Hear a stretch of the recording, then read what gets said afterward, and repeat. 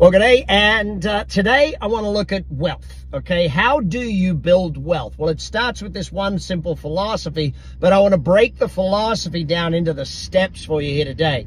The philosophy is this: you got to pay yourself first. But what does that really mean? I know we hear this all the time, pay yourself first. What does it really mean to pay yourself first when it comes to wealth? Well, let me give you three other things to think about that might explain that to you a little better. First and foremost, the money you make is not yours to spend. The money you make is yours to invest so that then you can spend off of the returns. The money you make is yours to invest so that then you live off of the returns. Too many people go, okay, I've made money, I'm going to spend it. Let me put it to you a slightly different way. What if instead of putting your money into your checking account, like your salary, your income, instead of putting it into your checking account first and then putting a little bit into your savings account, like I see this all the time, where someone says, oh, look, I'm going to save $200 a month, and it's a set figure, $200 a month. That's how much they save every month, and they call it investing or they call it saving, whichever way you want to do it, right? But if instead of that, you said, you know what, Brad, my entire salary goes into my savings account, and then I'm going to be allowed to spend $1,000 a month. You know, I'm going to pull out into my checking account the amount I'm allowed to spend. Therefore, your savings rate goes up, and you start to see massive improvement, not just incremental improvement. Paying yourself first means investment comes first.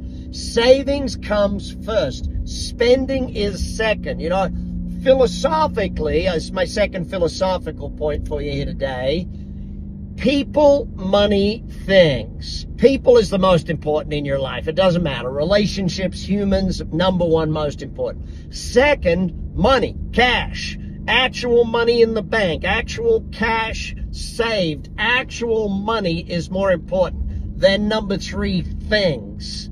Things comes third. In too many worlds today, especially the social media world, it's like things first. Woohoo, I'm excited. Let me show off what I just bought. You know, I just bought a Louis Vuitton t-shirt. Good for you, moron. Congratulations. No, you know what? People first, cash second, things third. Having money is more important than having things. Having money in the bank is more important than things. If you're a business owner, you know that. You know if you don't have 3 months of cash flow sitting in the bank, it's trouble. You know, we've all got to make sure that we understand this philosophy. So, third philosophy I want to touch on that allows you to understand a rule around that things thing, right? If you can't afford it in cash, if you can't afford it twice, if you cannot afford it twice in cash, you can't afford it. People are like, I'm going to buy a new car. I can afford a new car. Really? You can afford a new car. How? Well, I'm going to take out a lease. Or, well, I'm going to take out a payment plan. If you have to afford it by a payment plan, you can't afford it. You want real wealth, pay yourself first. Now, once your investments are paying for your toys, let me say that again. Once your investments are paying for your toys, you can afford it. Investments, businesses, real estate, stocks. Once those things can pay for your toys, you can afford toys.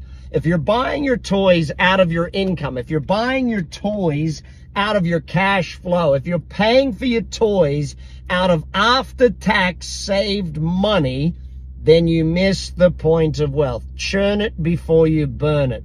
Invest it. Use the investment returns to buy yourself toys. Don't buy toys out of your income. Not true. Pay if you can't afford for it twice, you can't afford it. So, back to this paying yourself first thing. Paying yourself means paying yourself long term. When I say to you, I want you to pay yourself first, I mean I want you to pay for your future life out of your money, not just your current life out of your money. I go back to the definition of wealth that made most sense to me. Buckminster Fuller, Richard Buckminster Fuller, Dr. R. Bucky Fuller, right? Bucky said his definition of wealth is the ability to live a number of days forward. What did he mean by that? Well, Bucky's definition of wealth was a very, very powerful one. What he basically said was, if you stopped working today, you stop working right now, right here, you don't work ever again, how many days forward can you live at your current lifestyle based on what you've saved or based on your passive income? That is income that comes in whether you get out of bed or not. If your number is like most people, it will be a negative number. What do I mean by that?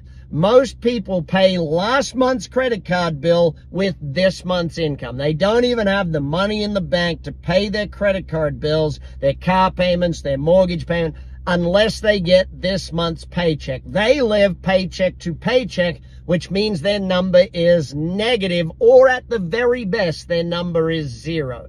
The more debt you have, the more chance your number is negative. Now, there's a difference between good debt and bad debt. Bad debt is debt you got to pay for. Good debt is debt someone else pays for. If I buy an investment property and someone lives in it and they pay the mortgage for me, they're paying the rent, so they're paying my mortgage, that's good debt. Good debt is debt that someone else pays for you, okay? So if your number is zero, in other words, you don't have a lot of debt, but you still pay this month's bills, you don't have all the credit cards, the student loans, the car loans, the house loans, but you're still paying this month's bills from this month's income, and your number is zero, well, then you're trapped, right? You either go to work or you don't eat. Where do we want to get to?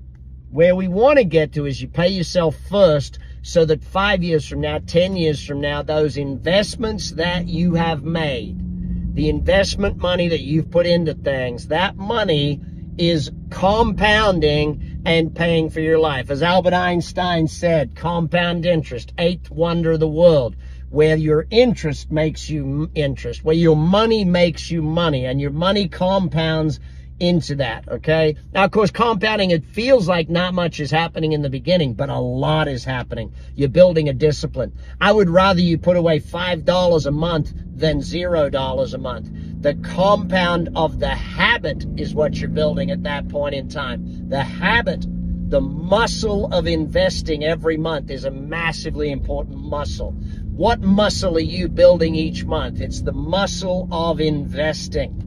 That's the muscle I want to see you put together, okay? So, pay yourself first. Put your money straight into your savings account. Take out what you need to spend that month, but save more every single month. If your savings amount goes up every single month, meaning you're investing or saving more and more per month than you did the month before. If you get a pay rise, don't increase your expenses. You know, the first thing people do, I got a pay rise. Yeah, I'm going to buy a boat. I can afford the payments now. Dumb and Dumber, okay? They should watch that movie again and again. Pay yourself first. Pay yourself first means build wealth for long term so that 5, 10, 15, or 20 years from now, you never have to work again. Buy back your life by paying yourself first. Drive time for today. Hit my site, bradsugars.com, my YouTube channel, whatever you need. Keep learning, keep studying.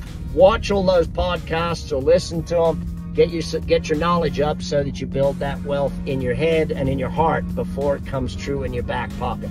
Bye for now.